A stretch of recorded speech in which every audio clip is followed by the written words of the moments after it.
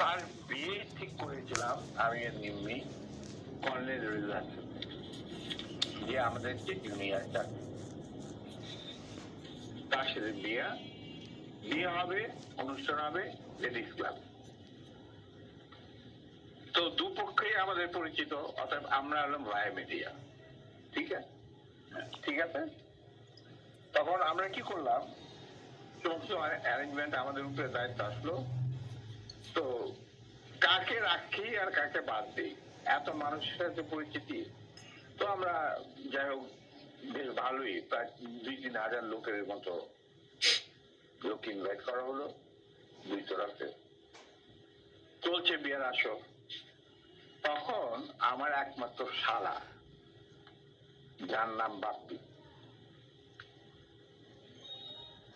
ও McGill ইউনিভার্সিটিতে পড়তো, ওখান থেকে ছুটিতে আসছে দেশে। He was also present in the ceremony.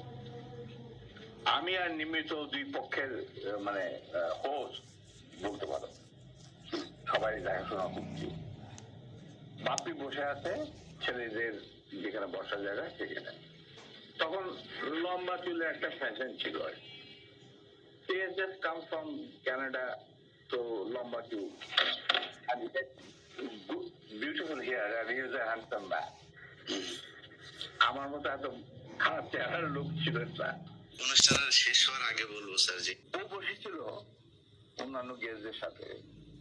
তার পিছনের রোতে Gazi Golam Mostafa and his wife was also invited in that function from the other side, not from our side, মানে ছেলে পক্ষে।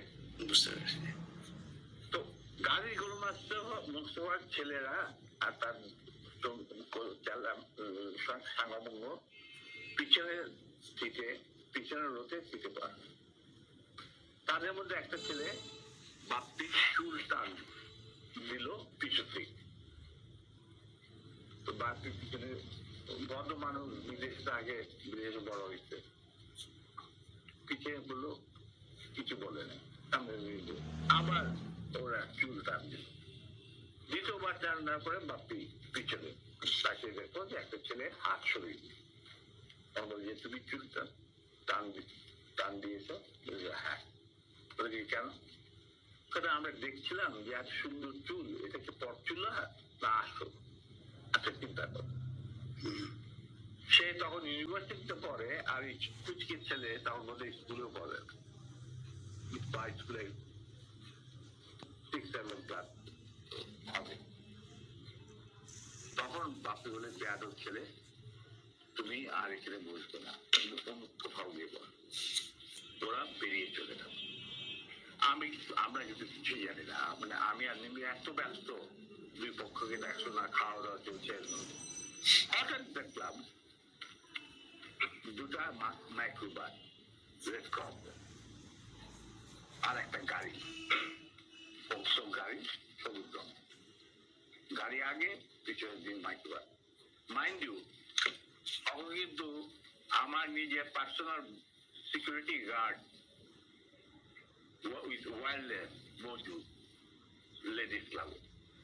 আমি কুমিল্লা, তখন কুমিল্লা থেকে আসছি বিয়েতে।